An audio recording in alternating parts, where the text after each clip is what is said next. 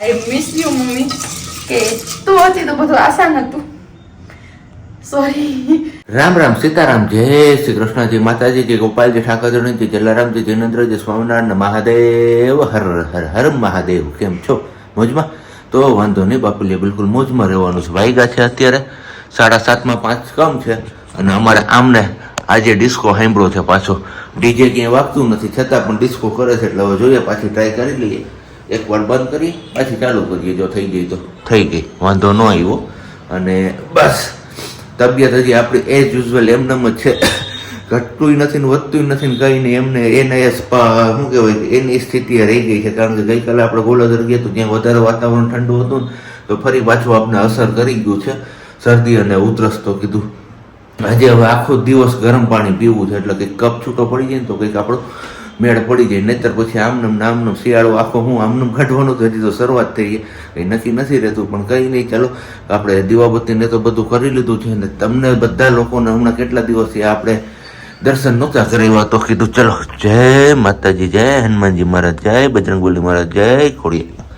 તો બધાને દર્શન કરાવી દીધા. હવે ચા પાણી નાસ્તો ને બધું કરી લઈએ અને પછી પાછા આગળ આપણે મળતા રહીશું. ને હવે જોઈએ છીએ આજના દિવસમાં તો કેટલું કન્ટિન્યુ થાય છે કે શું છે. કારણ કે હમણાં છેલ્લા 2-3 દિવસથી આપણું બધું શેડ્યુલ છે ને એકદમ વિખાઈ ગયું છે. એમના હિસાબે વિડીયોઝમાં આપણે કંઈ એટલું ખાસ ધ્યાન નથી આપી શકતા. એ બદલ તમારા બધા લોકોની સોરી કહીએ છીએ અમારા બંને વતી. જેવો અમને શેડ્યુલ અમારું થોડુંક બરોબર થઈ જશે ને, એટલે તમારા લોકો સાથે 5-6 મસ્ત મજાના નવા વ્લોગ ને નવી રેસીપીઓ સાથે તમારા લોકો સમક્ષ આપણે હાજર થઈ જશું. અને બાકી તો બસ હવે ચા ઉકળે છે અને અમારે સિયાબેનને સુવડાવવાની ટ્રાય કરે છે. અત્યારમાં અહીંયા ઉકળી ગયો છે, એટલે વાંધો નથી. સિયાબેનને સુવડાવવાની ટ્રાય કરીએ છીએ, કારણ કે એ સવારમાં વહેલી જાગી જાય છે. ખબર નહીં એમની ઊંઘ પૂરી થઈ જાય છે કે શું છે. અને પાછું બસ અડધી-પોણી કલાક રહે ને પછી એવું કચકચ કરે છે કે એની વાત ના પૂછો. હે હું ગયા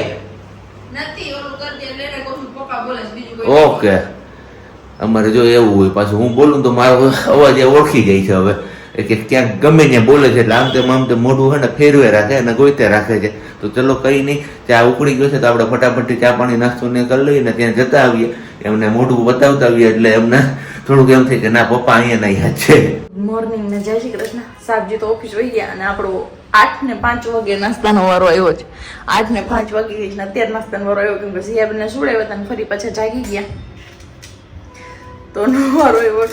અને કાલનો જે દાળ બનાવીને ઠાકોડો લાગ્યો છે, આખી રાત હાથ પેલો થયો. બાકી અત્યારે પાછું હાથમાં કઈ નથી. રાતે એમ થતું હતું કે હાથ ખડી ગયો કે હું થયું કઈ ખબર નથી પડતી.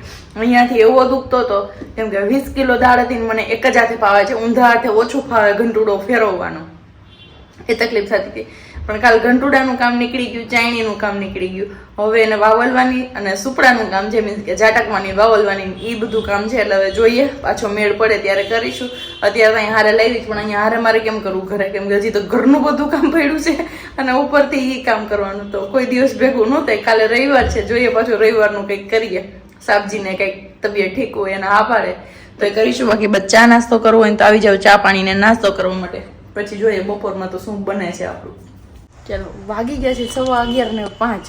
નાસ્તો મોડો કર્યો તો નથી, જમવાનું વહેલું છે કેમ કે સિયા સૂતી છે ત્યાં સુધી મેં કીધું બપોરા કરી લઈને. બપોરામાં છે આપણે આજે દહીં, ભાખરી અને છાશ. બસ આવું સાદું સિમ્પલ છે, કેમ કે અત્યારે શાક ને એવું બનાવવા જાઉં તો ત્યાં સુધીમાં જાગી જાય તો પછી જમવાનો વારો ન આવે. મેં કીધું સુધી છે ને ત્યાં સુધી ફટાફટ પહેલાં હું દહીં, ભાખરી ને છાશ ખાઈ લઉં.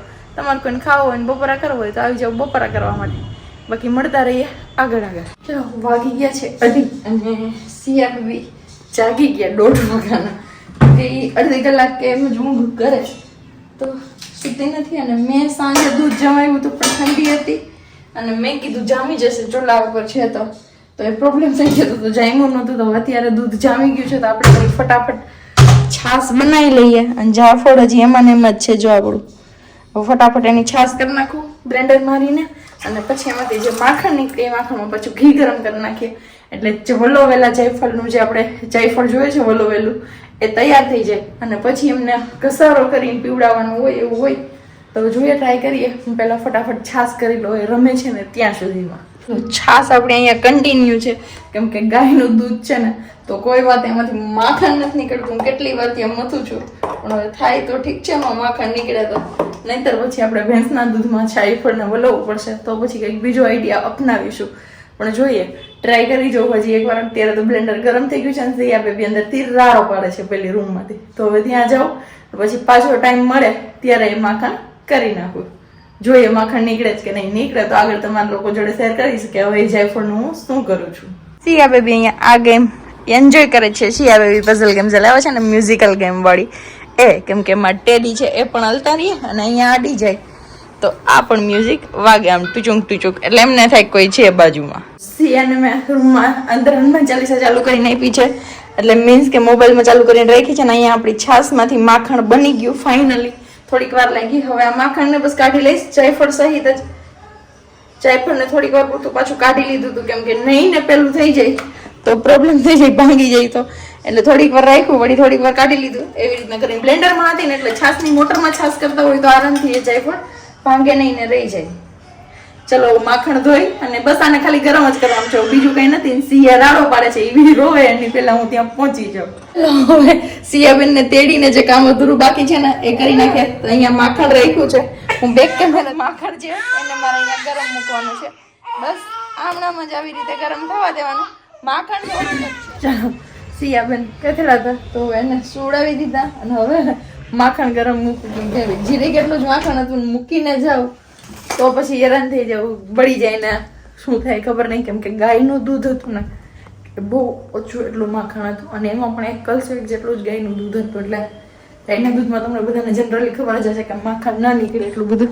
તો બસ આટલું કેટલું છે અને જરા કેટલું ગરમ થયું પણ જોયું ને તમે કે રડવાનું ચાલુ કરી દઈએ પછી પૂરું. ત્યારની રમતી હતી પર હનુમાન ચાલીસા પૂરી થઈ ગઈ. પછી બીજી વાર મારે શૂટ કરવું હતું ને એના માટે હું મોબાઈલ બદલવા ગઈ. બીજા મોબાઈલમાં હું એને ચાલુ કરી દઉં અને આ મોબાઈલ હું લેતી આવું શૂટ કરવા માટે, પણ એમાં એને ખબર પડી ગઈ પછી પૂરું. તો બસ ગરમ થઈ જાય અને માખણમાંથી આપણું ઘી બની જાય એટલે આપણું વલોવેલું જાયફળ રેડી છે એકદમ. પછી જોઈએ એમનો ઘસારો કરી કરીને પીવડાવશું. એનાથી એ ઊંઘ કરે છે કે નહીં મારે એ જોવાનું છે, કેમ કે એની ઊંઘ બહુ ઓછી છે. દિવસમાં અડધી કલાકમાં 3 થી 4 વાર જો કાઢીએ, બસ અડધી જ કલાક વધી, એ પણ એનાથી વધારે નહીં.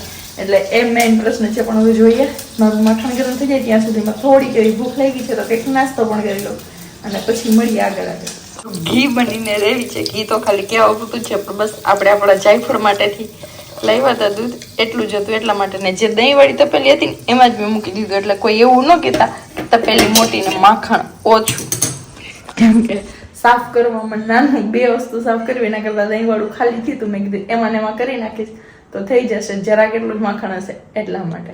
એવી ભૂખની વાત કરી હતી તો હવે ભૂખ માટે આપણે બનાવી નાખીએ ઇન્સ્ટન્ટ પોપકોર્ન. થોડાક તો ગરમ ગરમ એવા પોપકોર્ન થોડાક ખાઈ લઈએ અને થોડાક ડબ્બામાં ભરીને રાખી દઈએ. સરજીને ખાવા હોય તો એ પણ ખાઈ જાય. તેમના માટે આપણે તેલ મૂકી દીધું છે અને અહીંયા થોડાક એટલા પોપકોર્ન નાખી દઈએ અને નાખી દઈએ હળદર ને નમક. અને બીજી વસ્તુ મારે દાળ ચાળવી છે તો દાળનો હવાલો નથી મળતો, તો હવે મમ્મીને પૂછવાનું છે કે તમે ક્યાં મૂકો છે એમ.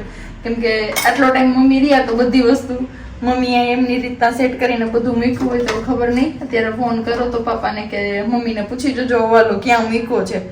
તો જોઈએ પપ્પાનો કોલ આવે પછી ખબર પડે ક્યાં મૂક્યો છે. બાકી મેં મારી રીતના તો ગોતવાની ટ્રાય કરી પણ ક્યાંય મળ્યું નહીં. અને તમારામાંથી ઘણાએ કીધું હતું કે પ્રજ્ઞાબેન મમ્મી વહી જશે ને પછી તમે વસ્તુ ગોતશો ને તો પણ નહીં મળે. તો હા સાથે જ એવું થાય છે, પણ એમનું જવું પણ જરૂરી હતું. આઈ મિસ યુ મમ્મી, કે તું હતી તો બધું આસાન હતું. સોરી, યાદ કરીને પણ રડાઈ જશે એટલે જ હું એ વસ્તુ ખબર નહીં, સોરી. ચલો હવે મળીએ પાછા આપણે આગળ. ચલો વિસલ કાઢીને આપણે કુકર બંધ રાખી દીધું હતું ગેસમાંથી પોપકોર્ન બનવા માટે અને ત્યાં સુધીમાં આપણે ઘીના વાસણ કરી નાખ્યા ને હવે જોઈએ પોપકોર્ન બન્યા છે કે કેમ. યસ, બની તો ગયા છે, નથી વાંધો નહીં. ગેસ આપણે બંધ કરી દીધો પણ મને એમ છે ડબ્બો ભરાતા છે, ઠાહી ફૂટ્યા હતી.